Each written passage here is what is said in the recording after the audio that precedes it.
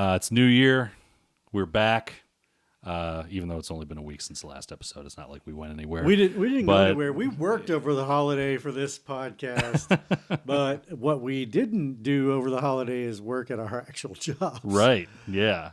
So today was your first day back. Today was my first day back. Yeah. We were talking yesterday, and I'm telling you, I had my lunch packed last night. I had the coffee made and ready to go. Had my clothes laid out, and I don't even, I don't dislike or like my job. It's a great job. But who wants to work? No one. But I was ready to have structure. You had it like, it was like first day of school for you. Yeah, I was ready. Man. I was ready. I went like I went as cleanly back into my routine as I possibly could, which is I work from home. So my home office is down in the basement. I get up, have something to eat. I'm downstairs at my computer by 8:30.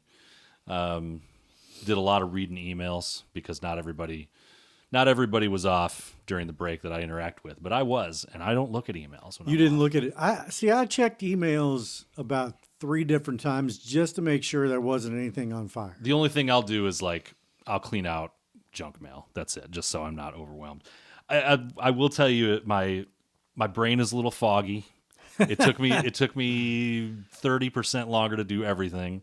It was the first time I think I'd been off for 2 weeks in a while, and having a 2-week vacation is nice every once in a while. But man, like you said, sometimes you need some structure. I did. I really did need some structure. I was off 16 days, like 2 full work weeks, but also like 3 weekends and 2 5-day work weeks. 16 or 17 days. It's honestly the vacation I look forward to more than the cruise we're going on this summer or going to the beach or, whatever it is, because I don't have any agenda and it doesn't cost me anything. Yeah. So I'm just doing little things around the house, just trying to make sure that, we're buttoned up for the winter and those kinds of things. But even then, I didn't have any great urgency to get what those things. What ultimately did you do? Because I know, we did a lot of sitting around. You and I had planned on having a day when we came and worked on studio stuff, and we completely turned the give a shitter down on that. I did a lot of producing on the film I'm working on. Okay, that's right. I did. I reorganized my closet some. Whew. I sold. I lost a lot of weight over the last year and a half, so I sold all my XL stuff. Nice. Online. I sold 10 sweaters. I sold all my jeans. I had 16 pairs of jeans and pants that I sold every one of them. Now it's when you lose the weight like that, it's like when you get rid of your old fat clothes, it's like walking on a tight wire without a net. That's how I feel. So that's what I did. What did you do? Of course, we had the kid home from college for the entire time, but we mostly just kind of hung out, watched a few movies as a family, and then I usually I'm a big gamer, so I get back into video games. And usually what happens is I'll line up 2 or 3 that I'm like, oh, I'm going to get through. And they're always big, huge, epic, long games that I can't possibly finish. And what ends up happening is I start playing Fortnite. Yeah, you hurt my Gen Xer heart a little bit.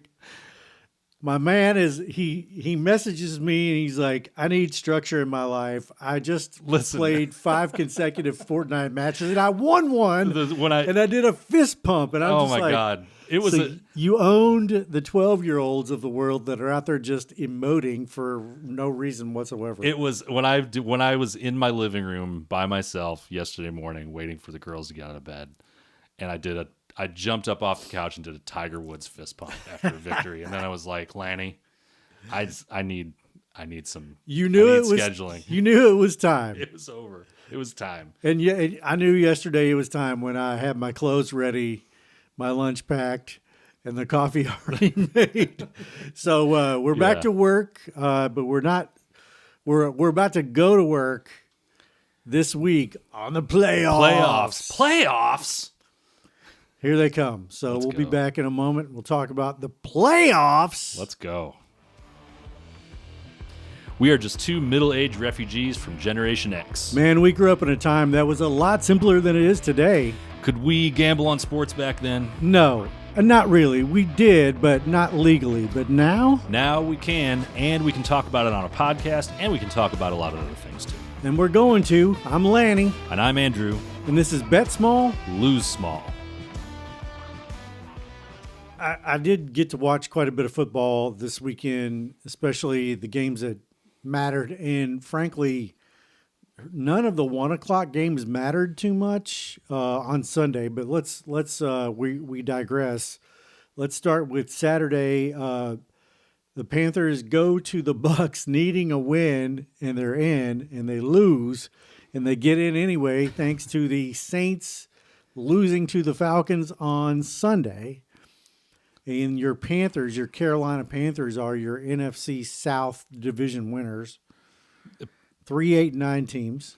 Panthers are going to be playing a home playoff game, and I can't tell you how fast I'm running to put money against them. Yeah, I think this game was so bad. I mean, I know it was played in the pouring rain. We've seen better teams. I mean, we've seen two better teams just in the last week, and the Eagles and Bills get reduced to nothing in weather conditions like that. But this wasn't just that. It was these two teams are terrible. The Bucs are just never really recovered after a pretty good start, and there's a little trade talk swirling around Joe Burrow to the Bucs. I've seen some of that. Wow, where have you seen this? I have seen that in Cincinnati sports talk stuff, and you also fucking guys, you're crazy. You're crazy. Lance McAllister took a really big swipe at Zach Taylor today. I sent you that. I know. But anyway, let's get to that in a second because the Browns also fired their coach. But neither Panthers or Bucs deserve to win. No, the NFC South. The nightcap was. I mean, if you like defensive football, it was a damn good game, and I watched the Seahawks just absolutely annihilate the 49ers. I think the 49ers, the injuries have just caught up to them. Sam Darnold had a very Sam Darnold performance, 20-26 for 198 yards, no picks, no TDs. That is as Sam Darnold as you can get. And this is still I'm still watching this to see what happens with him. I know they'll have a week off now with the number one seed, but the key number in this game is 33 carries for 171 yards, which is what Kenneth Walker and Zach Charbonnet put together. They were absolutely great. They controlled the clock. They controlled the tempo. They held the 49ers to a field goal in their own place. And I'm going to get some money down against the 49ers. That makes me feel good anyway because I really hate the 49ers as an organization. You have some history, don't you? They beat the Bengals twice in the Super Bowl, so they can go sit on a pole. In gruesome fashion both times, by the way. Yeah. Two of the best Super Bowls ever played. Yes. Anyway, Saints lose to the Falcons 19-17, putting a shit Sunday capper on their shit Sunday season. But you think they have a quarterback? Tyler Shuck. I like Tyler Shuck. He didn't have a great game this week, but they can roll with him. Like they don't have to spend a top 5 pick on a quarterback, I don't think. The Falcons beating the Saints was the catalyst for putting the Panthers into the playoffs. Congrats, Panthers! Your 3-6 record is going to get. You're going to get a home game for the playoffs when you're going to get trounced. Oh God, we'll talk 3-6 away record. We'll go through those games, but the Browns come into the jungle and beat the Bungles. And I can't believe I'm saying that. Mm-hmm. Cincinnati 3-6 at home this year. Also 3-5 on the road. Yeah, you're surprised by that though. I mean, the Browns defense has been really good, regardless of what they're. What did I tell you? Cincinnati's calling card is one of the best quarterbacks in the game and two of the top receivers in the game. Yeah, and they put up 18 points. Well, I think I texted you at one point. You were complaining about the juju or whatever, which fine, how the Bengals are going to screw you, and I was like, 20 points is going to win this game, and it just so happened the Browns got there first. I have the text if anybody wants to see them. Yeah, but, and weird shit happens in Browns Bengals. 2 missed extra points for the Bengals. Yeah. The Packers completely laid an egg to the Vikings 16-3. I don't want to spend a lot of time on that. It was just a very un-Packers performance, and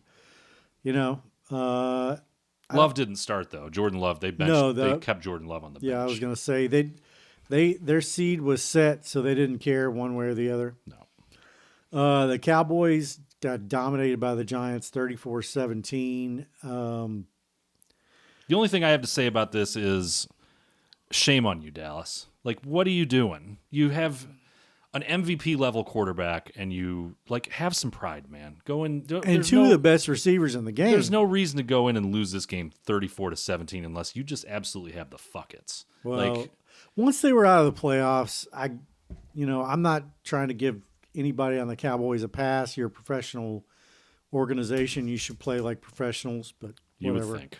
Well, Cowboys season is over. Good luck to you all. The Jags 13-4 beat the Titans 3-14, 41-7. Trevor Lawrence played the whole game, 22-30 for 255 and 3 touchdowns. Jacksonville is now, I believe, the second odds favorite to come out of the AFC. Maybe third. But I don't... Look, this is like beating up on the Jets. Like, we'll get to the Bills game in a second. There's not a whole lot to say about that one either.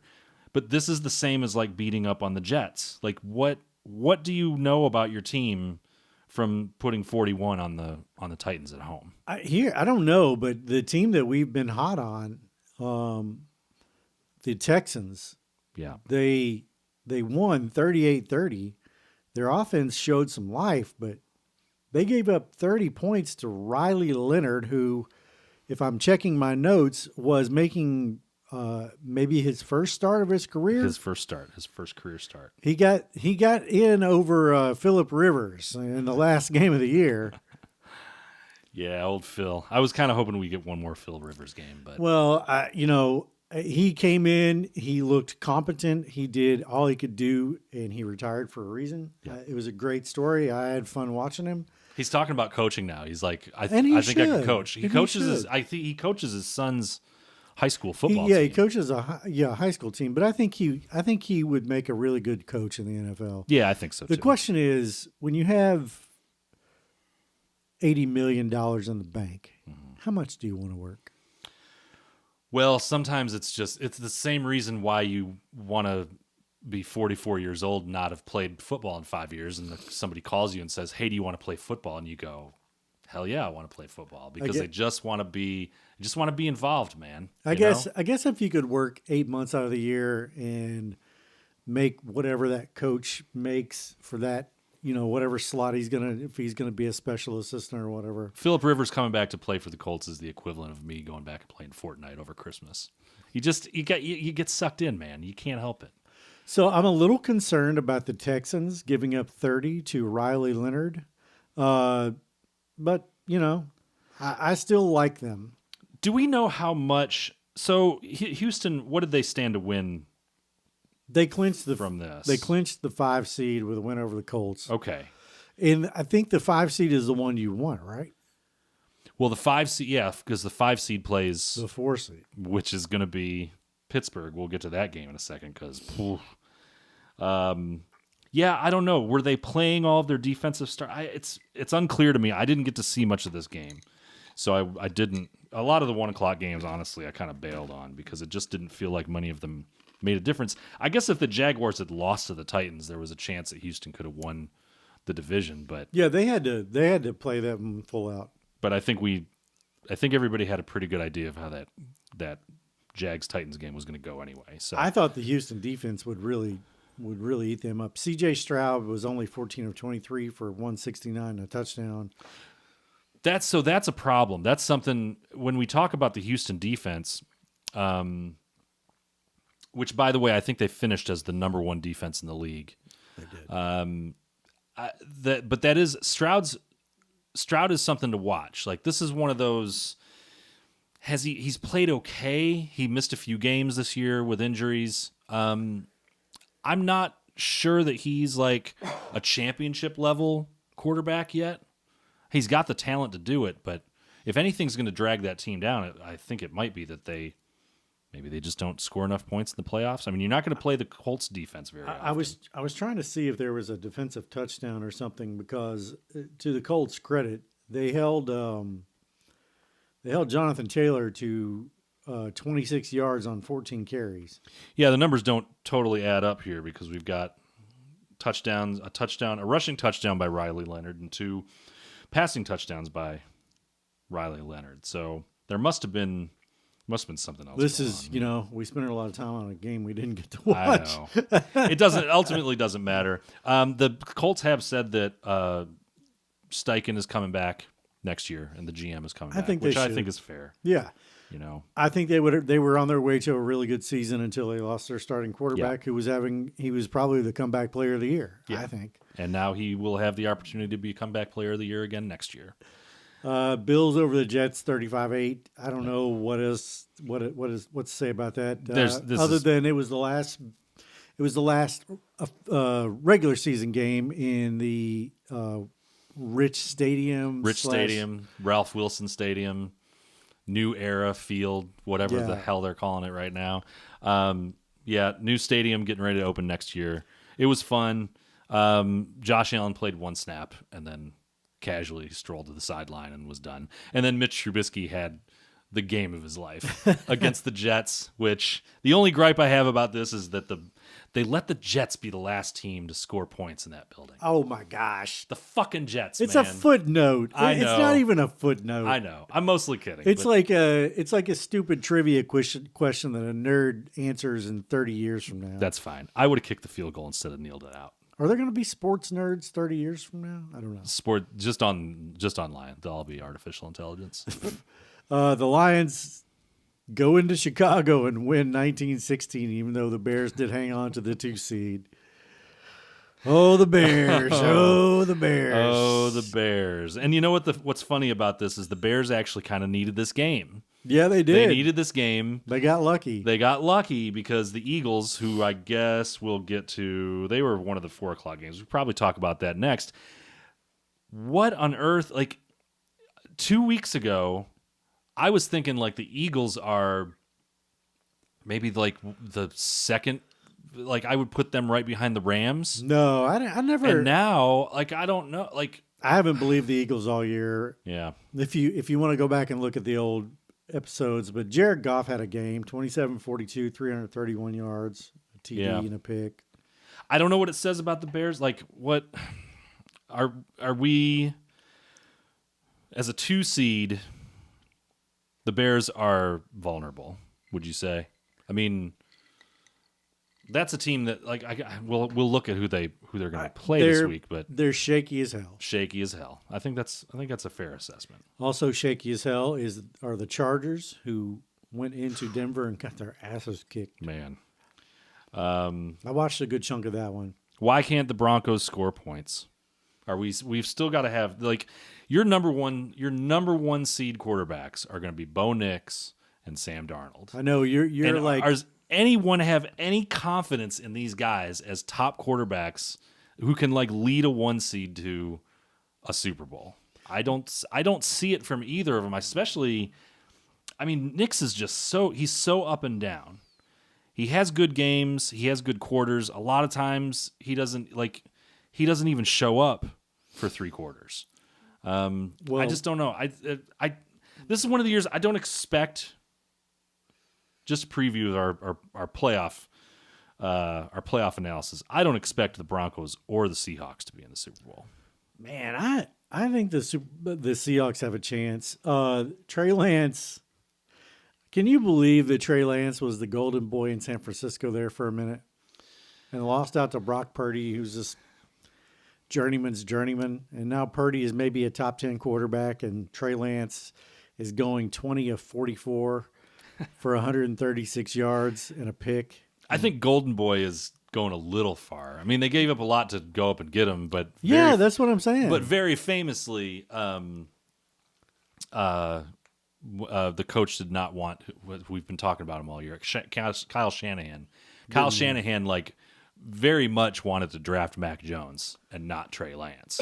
So we'll get into that a little bit later with the GMs / owners screwing over coaches time and time again. Oh yeah. The Rams shellacked the Cardinals 37-20. I don't know what to say about that. The Rams had a chance I skipped the Chiefs and the Raiders. The Raiders beat the Chiefs 14-12, and I don't care either way. You can skip that one. The Rams 37-20. As we were saying, there was always a chance for that game to matter. It didn't end up mattering. No. I will say once the Seahawks won, it did matter. Right. I will say this about the Rams. We were talking about them as possibly the best team in the league for, I would say, a good, like the middle 2/3 of the season, if that makes any sense. It almost seems like the Rams peaked a little too early.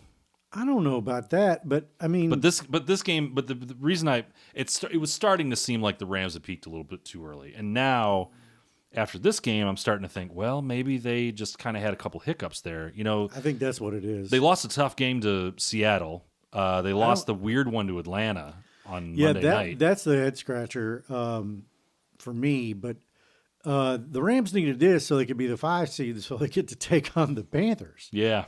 They get the rematch with the Panthers now. So that's why they needed this game. Yeah. Okay.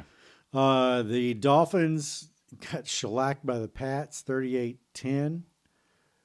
All right. Are the Pats? I don't know, man. Do you have time for how much time do we have for a rant here? Because this Patriots team needs to chill the fuck out. They're all right? 6-3 at home. They're 14-3 overall. They've beat one team with a winning record this season. I know. One. And I've heard all the arguments for Drake May as MVP. I get it. He's probably going to win. I can't say it's a complete travesty if he does, but compare him to like what Matt Stafford has had to face this year. It's a completely different. It's just a totally different ball game. I mean, Drake May gets to rack up points and yards at the end of the year against the Jets and the Dolphins, while Stafford is going on the road. He's playing Seattle.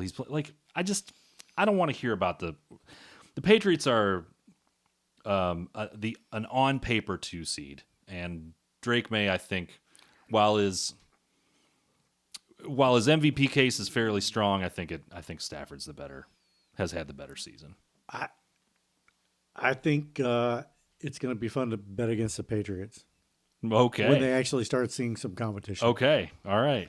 Interesting. The Washington Commanders beat the Philadelphia Eagles. Now, Jalen Hurts did not play. Tanner McKee is your starter. I've never heard of this guy in my life. 21 of 40 for 241 and TD and a pick for the Eagles. Josh Johnson had 131 yards on 22 attempts. Why, if you're the Eagles, do you decide to tank this game? I guess they couldn't have improved their seed either way. They could have been the 2 seed, because with the Bears losing, they could have jumped up to the 2 seed. And I don't think it's like, it's not like Texans and Jaguars where they're just kind of assuming, Jaguars are going to beat the Titans. You can't assume that the Bears were going to beat the Lions. The Lions are a pretty good team. So the Eagles just deciding to sit everybody is bizarre when they could have taken the 2 seed. I don't get it. I guess the only difference is the 2 seed ends up playing the Rams and the 3 seed ends up playing San Francisco. I don't know which one of those you want. But I don't really know. What time was the Bears Lions played? They were all played at 4:00. Okay. Well. I don't know. It was weird. It was a weird decision. But they're going to get San We're Francisco. We're going to find out in the comments if we're wrong.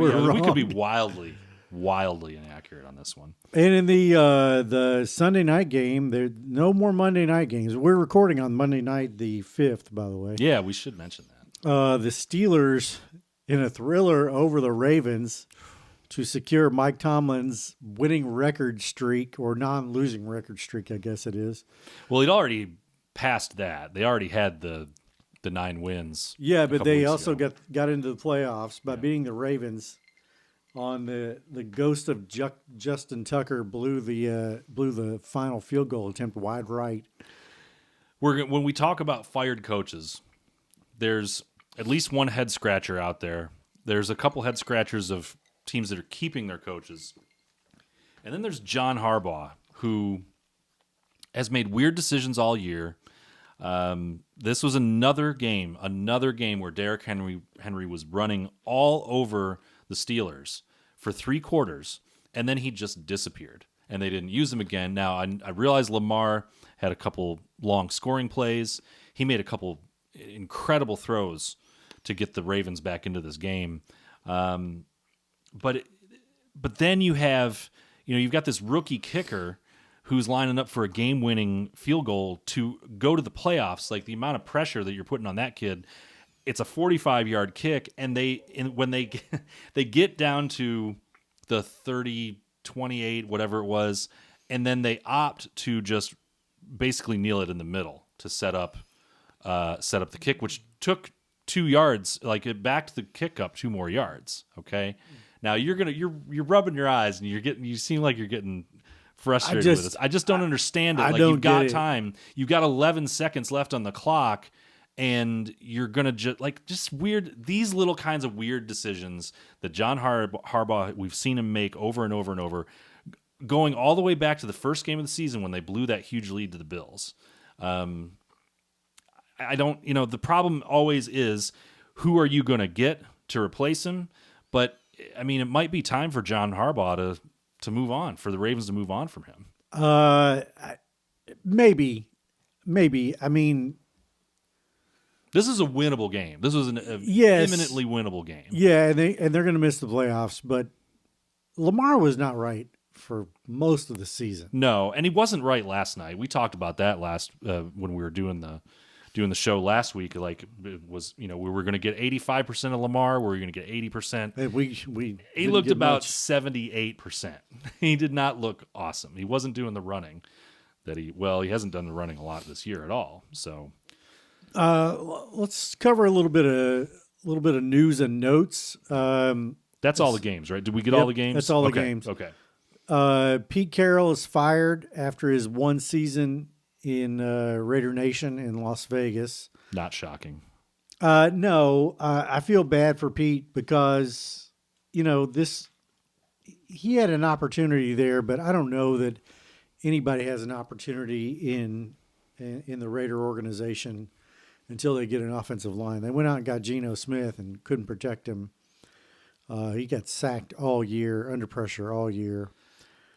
Oh man, they had one of the worst offensive lines in history through about 10 or 12 weeks. Yeah, they were awful. It was always a weird pairing too. I don't know how involved Tom Brady actually is in the day-to-day decisions of the organization, but didn't it always seem like a little bit of a weird pairing to have Tom Brady and Pete Carroll? I mean, guys who played against each other in the Super Bowl. If you're Tom Brady and you want an old fucker to go coach your team, why wouldn't you go get Bill B? That's a great question too. I don't know that they get along all that well. I don't think they do. I think there's a lot of animosity there, and there was clearly a little eye poking after Tom went to Tampa Bay and immediately won a Super Bowl. It's a little Jerry Jones, Jimmy Johnson to me. It's like, I only won because or you only won because of me, right. And the other guy's going, well, you only won because of me. You only won because of me, right.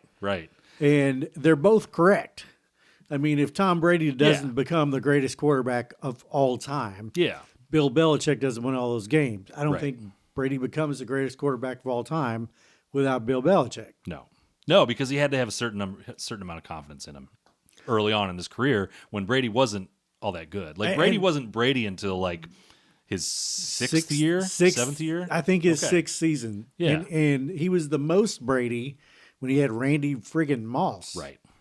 He was amazing. All right, well, let's move on from that. So the Raiders are looking for a coach now. They kept their GM, didn't they? Did they keep they kept their GM? Yes. Okay. GM remains. Jonathan Gannon of the Cardinals goes 15-36 in his 3 seasons and gets the axe. The most interesting question there is going to be what they do with Kyler Murray. Like, do you bring in a quarterback? Do you bring in a coach who is quarterback focused? I think, and try to fix him, or do they just move on? I think they just move on from him. That's a Kyler tear Murray down. is your next backup that is important or has some value. What's his ceiling? Is it for a career overall? Is it Geno Smith for Kyler? I think that's a little kind. Okay. So we place more value on Geno Smith's career than we eventually will on Kyler Murray. I think had Geno Smith stayed in Seattle, he would have had a better year than Sam Darnold. Oh, okay. You're kind of on my side of the fence on Sam Darnold then.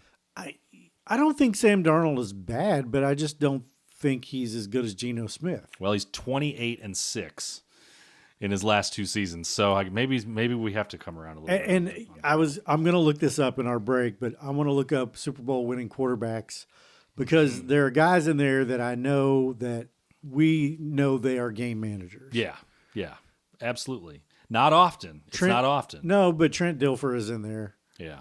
The Brad Johnson's in there. Is in there. Yeah. Who else? Well, I mean, we'll have to look where it do you up. put Eli Manning? I looked at Eli Manning. Two seasons they went to the playoffs. I looked both at times. I looked at his stats last night, and they are underwhelming. Very. I mean, Eli is a competent pro. Yeah.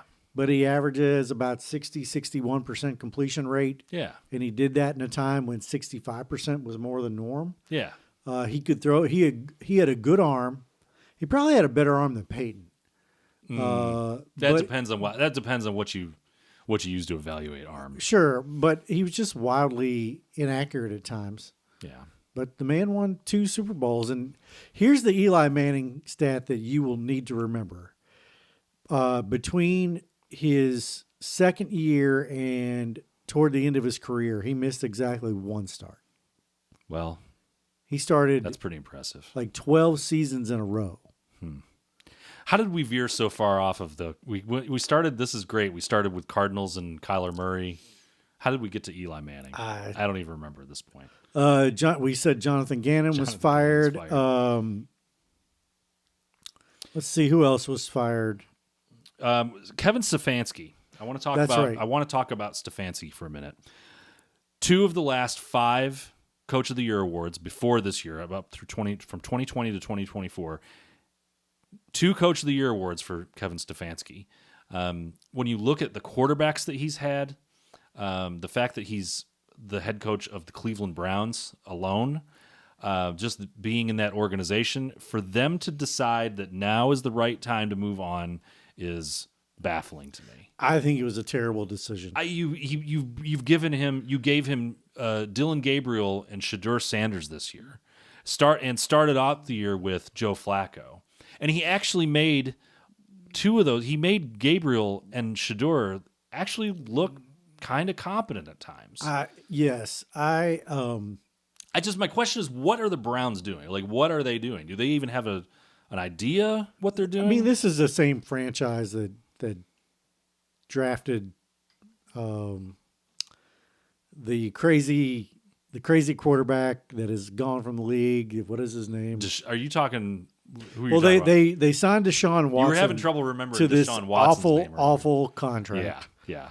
Which he Johnny Manziel. They drafted Johnny Manziel. Johnny Manziel. Yeah. This franchise hasn't met a good decision. It could absolutely fuck up. No, it's true. Kevin Stefanski's going to be out of work for about 4 days.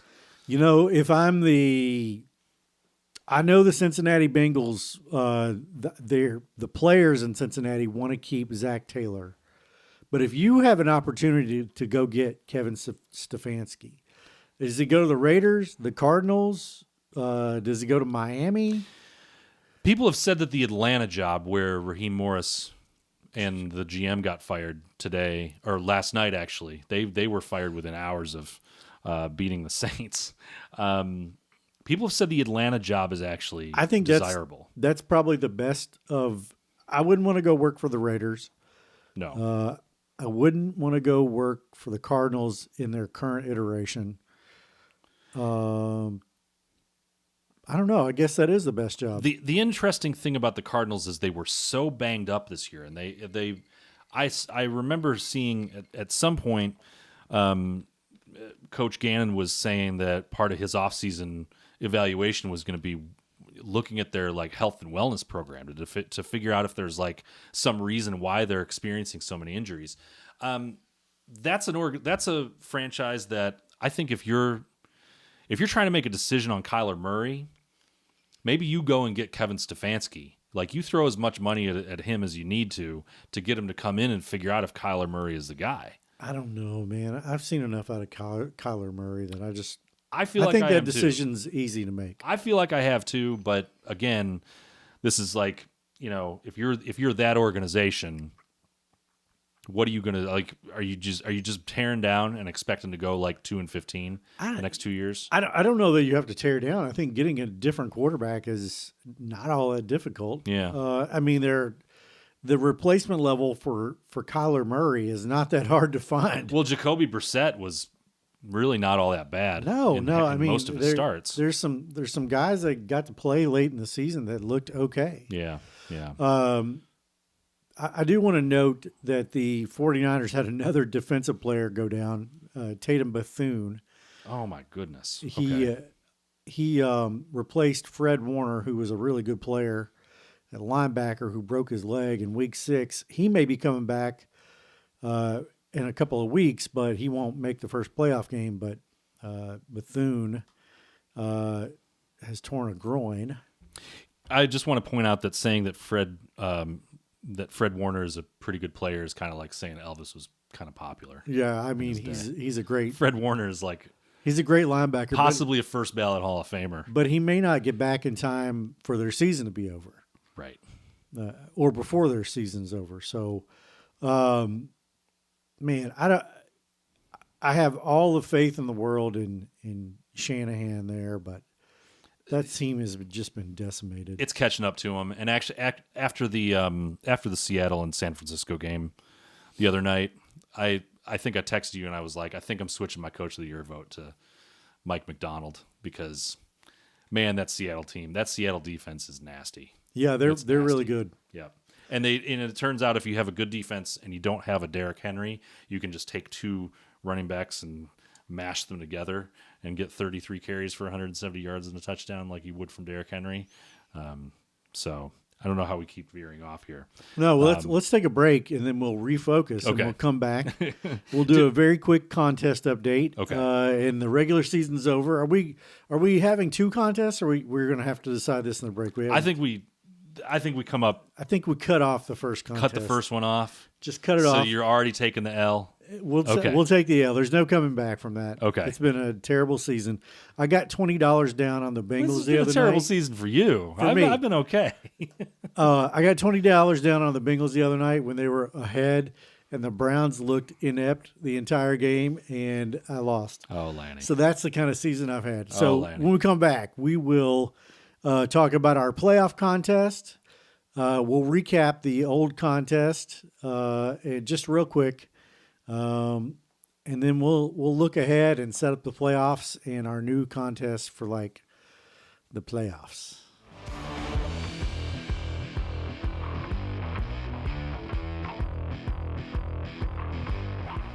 Round 1 of the playoffs. It's real now, brother. This is where. So I guess we first should give an update on the contest. We've decided to wrap the regular season version of this contest. There's no reason to go on. No reason to go on with it. I was up. Neither of us did very well with our picks. I think we had another offer this week. So we're gonna cut that one off. I'm the victor. Yay me. So Lanny has to wear a Bills hat. I have a proposal. Okay. I would like to do a playoffs pick contest. Okay. And I'm going to go double or nothing. Okay. So that would mean I have to wear a Bills hat 2 weeks in a row Oh. if I lose. I see. I like this. But if I don't lose, then I don't have to wear a Bengal or a Bills hat at all. Okay. I can get down with that. And in the I'm not buying you two hats though. no, I don't. We're gonna have I don't to wear need the same you to hat. buy me another hat. And in the playoffs picks, I think we should up the ante a little bit, maybe to 200 pesos a week. 200 a week. Okay. So what are the rules? So we have to pick every game. And we have to right? pick every game, Okay. either against the spread or money line, Just individually. and we have to do one parlay that encompasses the whole weekend. Okay. So we can split the 200 up any way we want to between the parlay and the individual picks. Yes. I like this. So yeah, you're going to have a bunch of games the first week, and then the parlay is going to be tough. It's Yeah. like the big bonus. Okay. Are we setting any limits? Does it have to be a certain number of teams? Do we have to, or like No, is like every game has to be in the parlay. right? Every game has to be. Oh, every game has to be in Every the parlay. game has to be in the parlay. So you got to go a dead perfect, like 6 for 6. yes. Yeah, Now fuck it, let's go. it gets easier as the playoffs go on. Okay, yeah, let's go. Are we including this in the Super Bowl? Is the Super Bowl its own thing? Oh, we have to.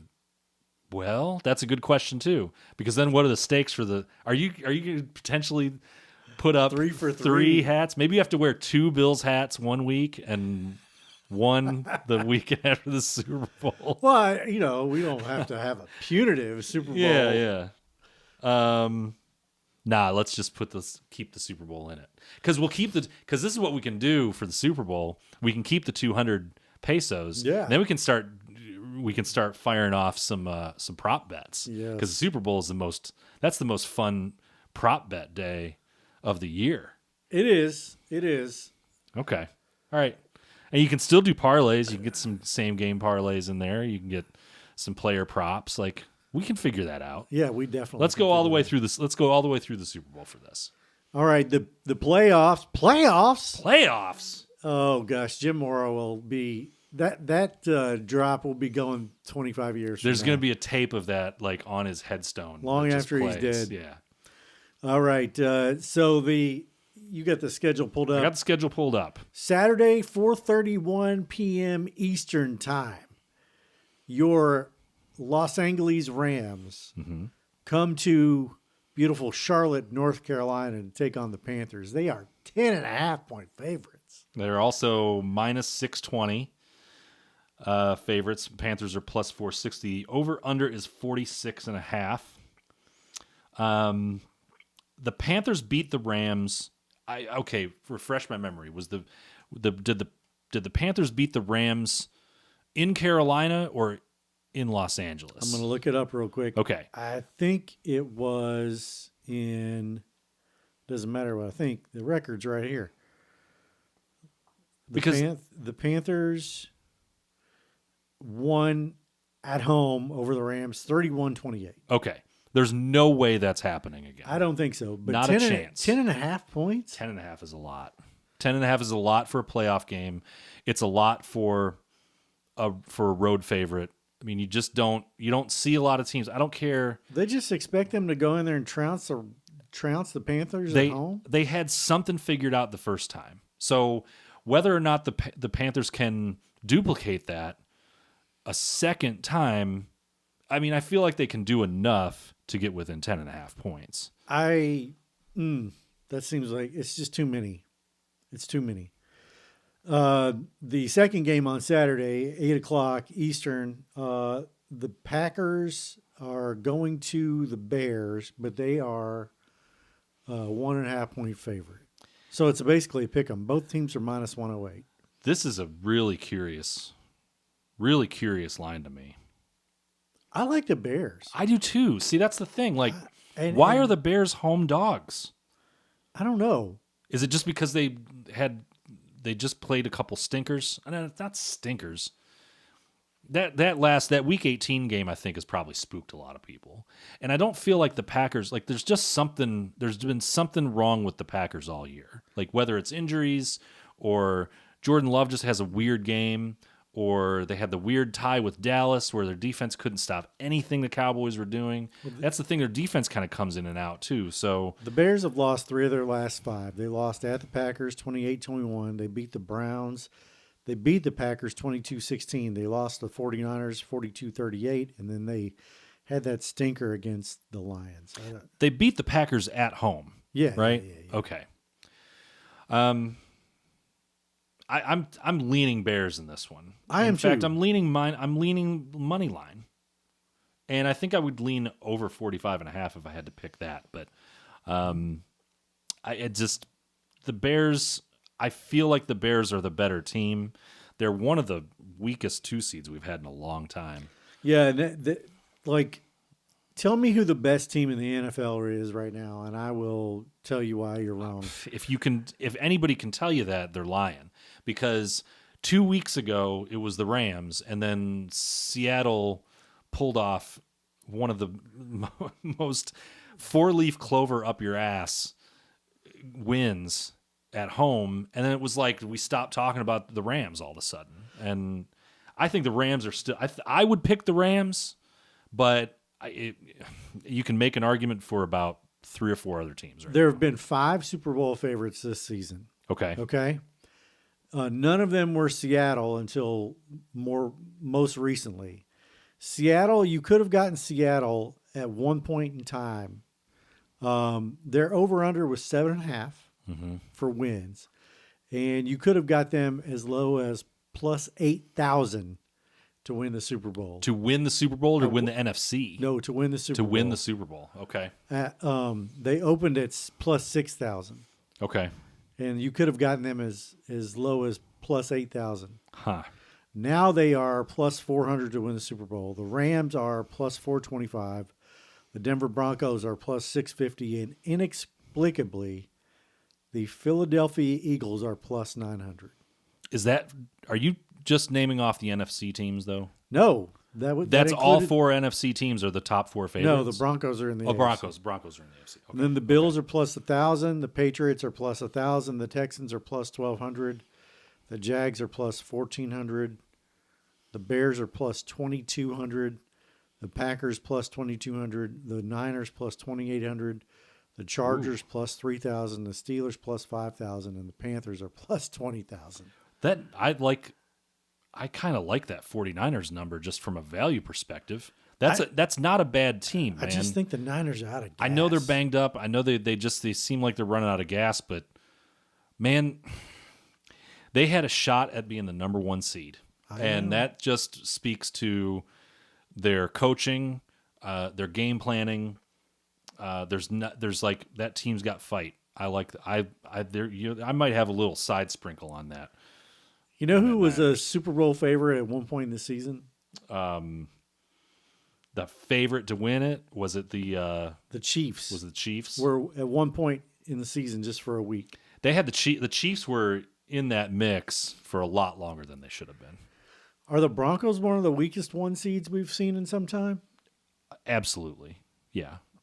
It reminds me of the year that the Bears were like the number 2 seed. This was back, I think Jay Cutler was the coach, or Jay Cutler was the quarterback. Dick Duran might have been the coach. Yeah, that sounds right. And they were the number 2 seed in a time when the 1 and 2 seed, we only had 6 seeds, so the 1 and 2 got a bye, and then the Bears just got stomped their first playoff game at home. Denver reminds me a little bit of that, but we probably should. The Denver doesn't play this week, so we probably should get back to the other playoff games on the slate. So as far as Bears and Packers, we both lean. We're both leaning Bears on that one. I think we're in alignment on that one. Okay. Then we get to the Sunday games. We have a regular 1:00 game. Mm-hmm. It is the Bills your Bills at the Jags, and the Jags are getting 1.5 at home. That's the over/under is 51.5. That's very disrespectful to the Jaguars. I think this line did it open at 1.5? It's currently at 1.5. I mean, it's Monday, so the lines have just been out there a little while. Okay. This is you're gonna laugh and you're gonna say that I'm trying to do a reverse jinx here. I'm taking the Jags and the points. The Bills are Sir, you are not taking the Jags. the Bills cannot stop the run, and the Jaguars can run the ball, and their offense is firing. I'm telling you, man, this is one of those deals where we've heard for weeks now. Oh, this is Josh Allen. Mahomes is not in the playoffs. Burrow's not in the playoffs. Lamar's not. It's all lined up for Josh Allen. There is no way this team is going to win. First of all, you realize the Bills are 0-5 on the road in the playoffs under Sean McDermott. Those are not the same Bills teams. Okay, no. In fact, a lot of them were better. Now, you can take into account that one of them was when McDermott was there his first year, and they lost at Jacksonville with Tyrod Taylor at quarterback. The other one was the weird playoff game with the Bills and at Houston, and then the other three were at the Chiefs. So, that 0-5 record is not exactly what it sounds like in the playoffs on the road, but it's worth mentioning. Okay, so this is who the Jags have beat. Okay. They beat the Panthers. They lost to the Bengals. They beat the Texans. They won at the 49ers. They beat the Chiefs when the Chiefs were still considered pretty decent. Beat the Chargers. They have beaten the Colts when the Colts were still decent. They beat the Broncos. They beat the Colts again. And they've won the games they should have won except for Cincinnati. Their losses are to, as I said, Cincinnati, the Chiefs, the Seahawks, and the Texans. I think the Jags are for real as much as they can be, but when you're talking about rushing the ball and in the postseason, James Cook has 1,621 yards and 12 touchdowns. This is fair. This is a fair point. So don't give me this, the Jags can run the ball. Of course they can run the ball. Buffalo has one of the best backs going in the league and maybe the best quarterback in the league. Well, that best quarterback in the league also has a sore foot. He does. That kept him out of the last game at the old stadium. So, I mean, he also gets a week to heal. I'm just not confident in it. I'm just not confident in this. I think there are a lot of things that line up. I think this is a bad matchup for the Bills. Okay. And does Trevor Lawrence, I don't think Trevor Lawrence he doesn't have to be great to win this game. Like, he can throw for 200 yards and a touchdown and maybe run for a touchdown. And that's all he has to do. He had 4,000 yards passing this year. Okay. All so right. So are you saying you're leaning Bills? I'm leaning Bills. Okay. The 49ers are at the Eagles. The Niners are beat up. They're missing some of their best defenders. Philadelphia is a 4.5-point favorite. I do not like this line for Philly, and I'm inclined toward the 49ers and the points. You just read my mind. Our picks are going to be like almost identical because okay. I'm the same way. I think the 49ers are, I want to say better coached for one. I think there's been this weird thing with the Eagles where they just kind of shut down in the second half. Yeah, the last few weeks. I mean, it happened against Buffalo. They won that Buffalo game, but Jalen Hurts didn't complete a pass in the second half. They had 19 total yards of offense in that game.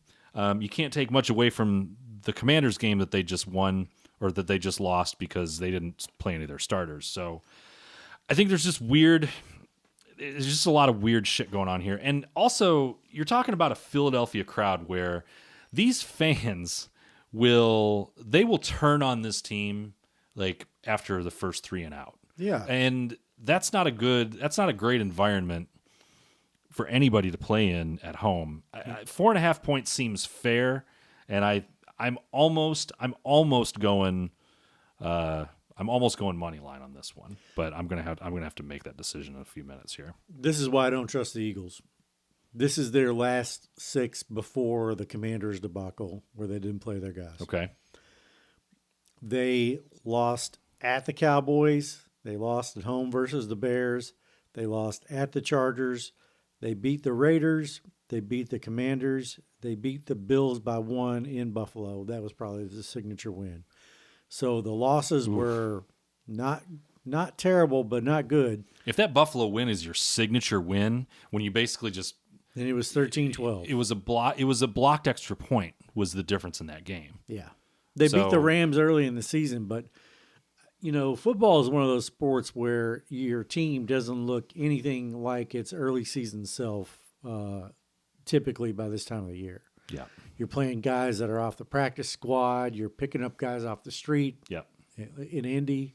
Some teams just peak too early too. Some teams they hit their stride early and then it falls off. We've seen that before. I don't have any faith in this Eagles team. Okay. The Chargers come into New England and they are 3.5-point dogs, and the over/under is 46.5. Is there any reason not to lay the points here? I can't think of one. I can't either. I know the Patriots. We keep saying, well, the Patriots haven't played anybody. They haven't, but they also are really good. You still can't deny that they're really good. I don't know if they're as good as their record says they are, but they've got a likely MVP quarterback. And 3.5 at home. 3.5 at home with LA coming to New England on a Sunday night. It just doesn't seem like enough. I'll take the points in that one for sure. You're taking the points. I'm sorry. I'm just going to lay the points. I'm laying the points. Laying the points. All right. I'm on New England as well. Okay. You going 3.5, or we'll see when we make the picks. But we're both on that with the points. Yeah. Right. The Texans come into the Steel City as a 3-point favorite. And the over/under on that one is 39.5. Yeah. I don't see any reason to take the Steelers here, but man, it would be very Aaron Rodgers to actually show up in this game. Well, Aaron Rodgers is not showing up. Let's put it that way. First of all, the thing is, the Steelers have just got some kind of. They've just got some kind of mojo. They've got good juju on their side, or they're kind of doing some sorcery right now. I don't expect them to win this game, but I'll take the Steelers in the points. You're going to take the 3. Yeah, I'm going to take the 3.5. I think this is a close game. As good as Houston's defense has been, their offense has trouble firing at times. Okay. And the Steelers' defense is, it's not loaded with stars, but Tomlin's always got them ready. So he does. Tomlin is a very competent coach. What's the game you're most excited for? Most excited for it? Well, other than the Bills. Other than the Bills, I really want to see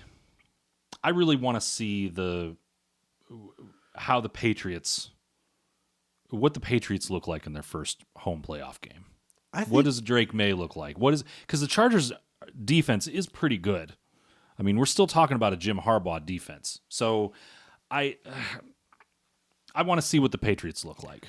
I like this whole weekend for this reason. It's finally put up or shut up time for some quarterbacks. It's put up or shut up for Jordan Love. It's put up or shut up time for Caleb Williams. It's put up or shut up time for Trevor Lawrence. It's put up or shut up for Drake May.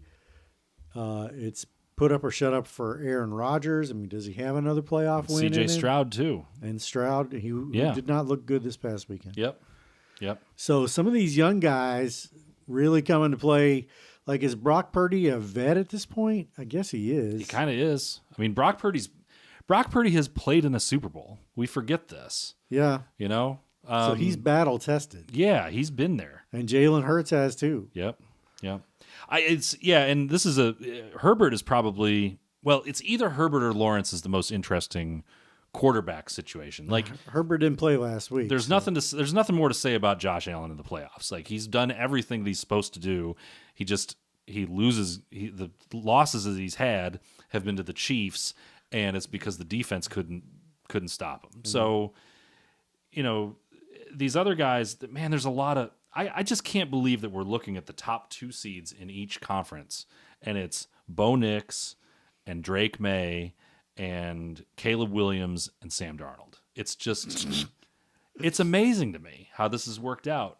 If you were to rank all these quarterbacks, it's like, I don't think you can make any argument that it's Josh Allen and then everybody else as far as the playoff quarterbacks that like out of the guys you would trust in the playoffs. It can't be Drake May. He's not been there yet, even though he's going to probably be MVP. Isn't that crazy? It's crazy. It's crazy. All right, we're going to go over like who is the worst quarterback to have won a Super Bowl in recent years. Okay. So here are the most recent quarterbacks that have won Super Bowls. Jalen Hurts, Pat Mahomes, Matthew Stafford, that was over Joe Burrow. Tom Brady with the Bucks, Pat Mahomes, Tom Brady, Nick Foles, who beat Tom Brady. Yeah. Matt Ryan. Matt Ryan's not. You can't he was put him. Good. He's not in the running for this. Joe Flacco. Yeah, Joe. Well, except that season that he had. He beat Colin Kaepernick that year in the Super Bowl. Man, that was a long time ago, wasn't it? Eli Manning is the worst quarterback to have ever won 2 Super Bowls. To ever have won 2. 2. Yeah, there are very few. Yeah. So Eli won 2, and then we have to go all the way back to 2001. Tom Brady's in there, but the year before. Here's the crazy part about Tom Brady's career. Tom Brady and John Elway played in roughly the same era. John Elway won the Super Bowl in 97 and 98. He beat Brett Favre one year and Chris Chandler another. And then 3 years later, Tom Brady is the MVP of the Super Bowl in 2001. Well, how does that put Elway and Brady in the same era? They're 3 years apart in Super Bowl wins. Yeah, okay. Yeah, that is a little. I hadn't really thought about that. That feels like a million years ago. It does. Like the Broncos and John Elway winning the Super Bowl feels like it was 15 years before Brady and the Patriots started their run. You have to go all the way back to really Jim McMahon was very much of a caretaker. Jeff Hostetler won a Super Bowl. Mark Rippon won a Super Bowl. Although he was good, he was just never great. Mark Rippon was an MVP. He was good. At one point. He had a few runs. I remember there was one time you got really offended when I said that Andy Darnold's ceiling, or Andy Dalton's ceiling for the Bengals was Mark Rippon. You were like, "Oh, how dare you!" And it really was like, "That's pretty good." He won a ring. He did. And Jeff Hostetler went on to have a pretty decent run with the Raiders in the 90s after he left the Giants. Like he had them in the AFC Championship against the Bills one year. Anyway. All right. Jeff Hostetler wasn't bad. It's Dilfer and it's who else did you say on there? I mean, if there's a I think it's Dilfer and Brad Johnson probably. Yeah, although Brad Johnson was okay. Was pretty decent. It's probably Dilfer. There was that run we had of quarterbacks for a couple of years where it was like Brad Johnson, Rich Gannon. Rich Gannon was good. Rich Gannon was good for a while, man. But he didn't get good until he was like, remember when it used to be kind of commonplace for a quarterback to really come into his own at like age 29 or 30? Yeah. You know? That happened quite often. Now it's like if you get drafted and you don't do something in 2 years, you're out of football by like age 27, you know? It's true. But I'll tell you what, let's take a break. We went over the games. Let's take a break. We're going to come back. We're going to give our picks in the new contest. You won the old contest. Congrats. Yay me. We're doing double or nothing. I have to wear a hat 2 weeks in a row if I lose, and no hat if I win. The playoff version of the picks. We'll outline those when we come back. All right. And then we will give our picks. And then we'll have a little segment on the Chevy Chase documentary. I'm Chevy Chase and you're not. All right. I hope you like snapbacks.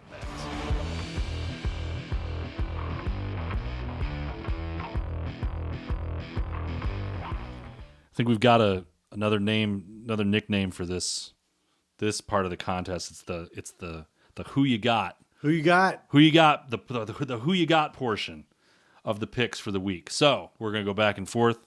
Again, the rule is we get 200 pesos. We each pick a winner, either money line or point spread, right, in each of the 6 games. And then we have to create a parlay, a 6-leg parlay. With all of the games. Was using something from all of the games, yeah. which is something a sane person would most likely never, ever do. But we're going to do it because it's fake money and it's pesos and they're small. So whatever. So let's start with the Rams at the Panthers. I am taking Rams minus 620 and I'm putting 50 pesos on that. Wow. 50 pesos out of that's 200. Right. You're taking that's right. a quarter. It's minus 620, so I can't clear much, but it's the one that I'm the most confident in. Okay. Who you got? I got the Rams minus 620 as well, and I'm going 20 pesos. Okay. Next up is Packers-Bears. Packers at Bears. Who do you got for this one? I've got the Chicago Bears money line minus 108 for 20 pesos. Okay.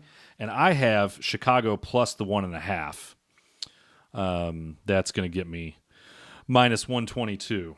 Let me write that down here. And you're putting that's 20 pesos. 20 pesos. 20 on that one. Jacksonville. Bills at Jacksonville. I am, in fact, taking Jaguars plus 1.5. I can't even believe it. I'm telling you, man. Partly because, well, it's minus 114. I think this can be a close game. Who do you got? I'm going Oppo. I've got the Bills minus 1.5 at minus 106, and I've got 20 pesos on that. Okay. Oh, and I'm sorry, I have 20 pesos on the Jacksonville Bills game. 49ers at Eagles. What's your pick there? I've got the 49ers plus 4.5 at minus 110. Okay. And are you going, how many pesos we got? 20 pesos. 20. Okay. In that game, I also have San Francisco plus 4.5, but I'm putting 30 pesos on that one. Pretty confident in that one. Pretty confident in that one. I like that number. New England, home for the Chargers. I'm taking New England money line minus 198, and I'm putting 30 on that. I just didn't. The 3.5. It's that half-point kicker that kept me away from that number. What do you got? I've got the Chargers plus the 3.5 at minus 110. I think that a competent, good team comes into New England and shows them what it looks like. You putting 20 on it? Yep. So you think the Chargers? So you think the Chargers are at least going to keep it close? Yeah. Okay. I think it'll be a close game. Not calling an outright win. No. Okay. I'll take the 3.5 points. Okay. And Texans versus Steelers. Texans at the Steelers. What do you got for that one? I've got the Texans minus the 3.5 at minus 105.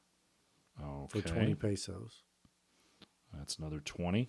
And I've got Houston money line minus 180. This is, again, I didn't like that half-point kicker, so I'm putting 20 pesos on Houston minus 180. I think they just come in and dominate Aaron Rodgers and make him wish he goes into retirement. I think it's very possible, but that Houston offense, sometimes you don't know when they're going to be, when they're just going to not show up. All right, I'm a basic bettor when it comes to the 6-leg parlay. I was going to say basic. Comes from the guy that did. Was it a 9-legger or I hit 6-legger? I hit a 7-legger. You hit a 7-leg parlay that was just. I say this without hyperbole. Absolutely heroic. So, all right, so this is for how many? I have 80 you pesos. got 100. Let's see, 20, 40, 60. 120. You got 80 pesos left. This is 80 pesos. 80 pesos. Here we go, baby. Every one of these are alt lines. Okay. I've got the Los Angeles Rams -5.5 at the Carolina Panthers -5.5 for -260. Okay. The Chicago Bears +5.5 -260. Your Buffalo Bills +3.5 at -225. The San Francisco 49ers +8.5 at -245. Okay, hold on a second. San Francisco plus what? +8.5. +8.5. Okay. For -245. The LA Chargers +7.5 at -235. And the Houston Texans money line -180. That gets me to a grand total of +764. Ooh. And that's 80 that you're putting on that. 80 pesos. Okay. Those are all alt lines, right? Those are so when all- I log these in the big ledger, it's all alt lines. Okay. All alt Except lines. for the Houston money line. Yep. Okay. I went a little more sneaky than this. Because I didn't want to put winners in any of these, and I didn't. Honestly, I was too lazy to look up alt lines. I am parlaying Rams money line -260, Chicago money line -108, Bills Jaguars over 51.5 at -115, Philly money line -220, New England money line -198. And Houston, Pittsburgh over 39.5 at -104. That gets me.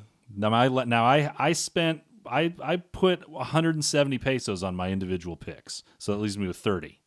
But if those 30 pesos hit, it's plus 16.95. So there you go. Yikes. Round one, baby. Bring it on. Let's go. Okay. I love it. I actually did put very small. I put some bet small, lose small money on all those for real too. Yeah, I did too. Yeah. I did $1 on all the picks. I might also have $1 or two on that San Francisco to win the Super Bowl at plus 3,200. Did we decide it was? So real quick before we go to the Chevy Chase documentary, if you have to pick a Super Bowl winner today, who are you picking? Right now, Rams. You got the Rams. I think I'm going Rams. Even with all the things that I've said about how I kind of wonder if they peak too early. I think I mentioned that. I don't know if I mentioned that last week. We talked about it a little bit, that they feel like there's the potential that they peak too early. But I think it's the Rams. I think when it comes down to it, they have the best combination of offense and defense. Okay. I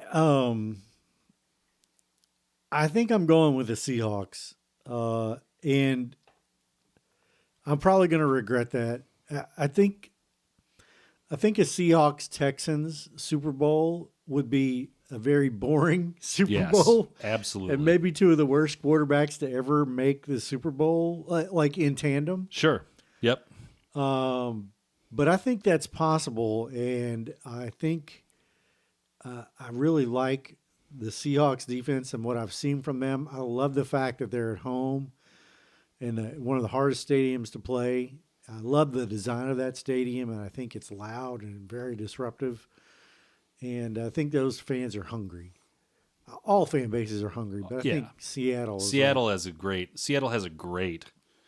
fan base. To play potentially 3 playoff games or 2 playoff games at home in front of that crowd is you can't ask for a better advantage than that. So and I think Houston can travel with their whole setup. Yeah. I want to put the Bills in there so bad because I think they have the best player almost every game. Sure. But I just don't know if he has enough skill players around him, and the defense is just so questionable. They just can't stop anything. They can't stop. They've managed to make up for that with getting timely turnovers and having some things bounce their way, but ultimately I think it catches up to them. It's unfortunate that they've probably got the worst team around Josh Allen at a time when the AFC is in the worst shape. You said you've got Seattle and you've got who coming? The Texans. I think the Texans have a shot. Okay. And I like the way that they have played recently, and I just don't trust the Pats, and I don't trust Denver. I have the Patriots because as a Bills fan, we just can't have nice things for very long. All right. But I do have the Rams over the Patriots in the Super Bowl. So there you go. Yeah, that'll be the third. That would be the third time the Rams and Patriots have played in the Super Bowl. You know that? Yeah. Isn't that crazy? That's crazy. I remember where I watched a couple of those with you. Oh yeah, yeah. The stinker, the Jared Goff versus you remember Jared Goff versus Tom Brady, and it was like, what was it, 17-3, something like that. That was a terrible Super Bowl. Yeah, terrible. I do remember that. Of course, the first Brady Super Bowl was the famous, his first season as a starter with Bledsoe going down. So it'd be interesting. I think Patriots Rams would be an interesting one this year. So Okay, we're moving on, and I don't know. You should know, but because there's been advertisement out there like crazy, on New Year's Day, CNN debuted their documentary on Chevy Chase. I'm Chevy Chase, and you're not. Chevy Chase was born Cornelius Crane Chase, October 8th, 1943, and he was a writer and actor on the first two seasons of Saturday Night Live and really launched from there.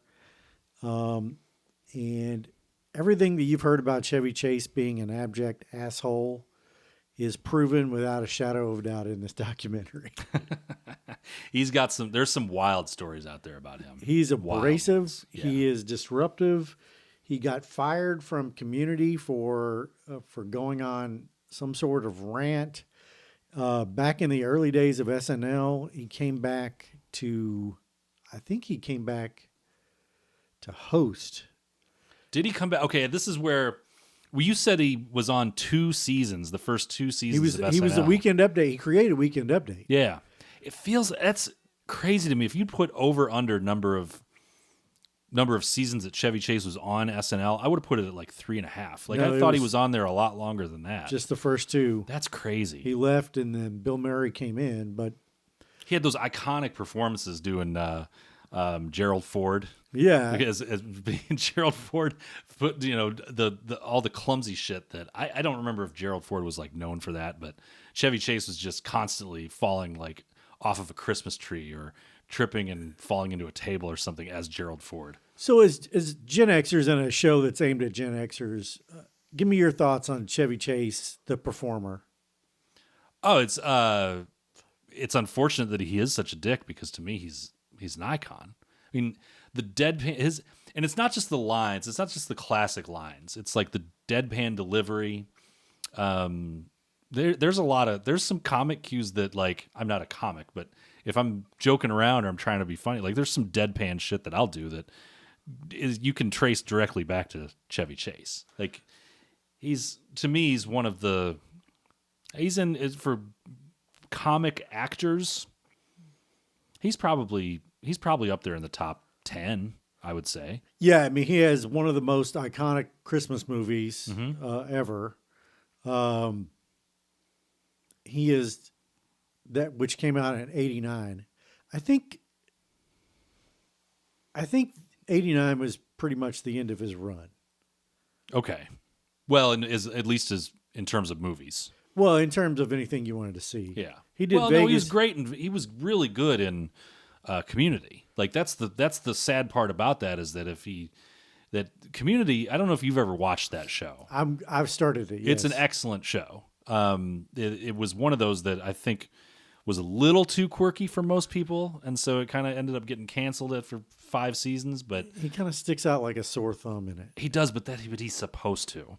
That's what you bring Chevy Chase in to do with a group of younger folks, is stick out like a sore thumb in a community college setting. It was really perfect, and it's unfortunate he didn't get to stick around for the end of it. Well, I've watched a good chunk of that documentary, and the thing that sticks out for me is, like, behind the scenes with his family as like a husband and father, he is revered. Huh. Okay.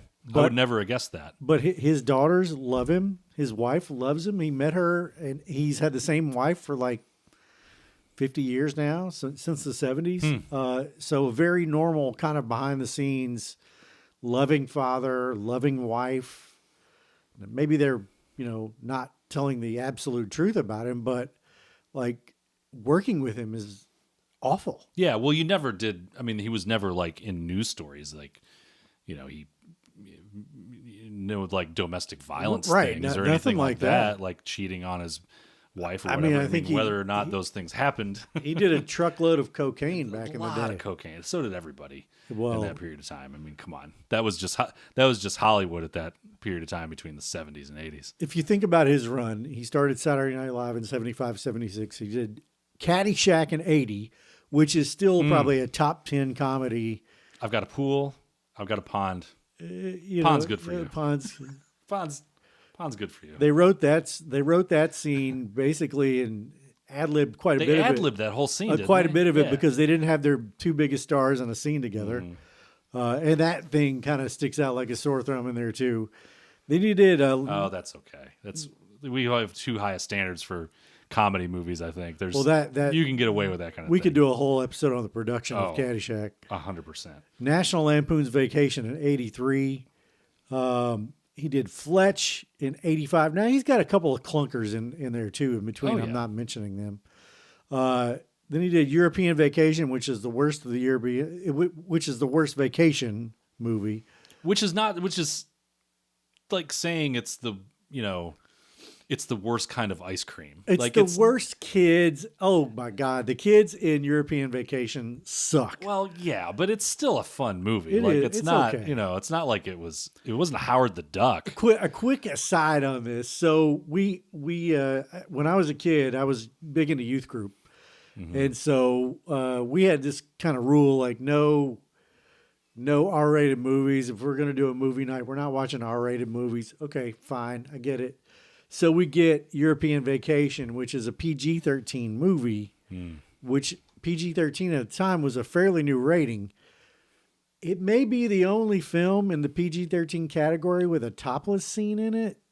Oh, you're right. So we're watching European Vacation, and out come the boobs in youth group. Yep. Man, Lanny in a youth group where you just agreed not to watch R-rated movies. And then another piece of the puzzle falls into place. Yes. Spies Like Us, that's Dan Aykroyd, Three Amigos with my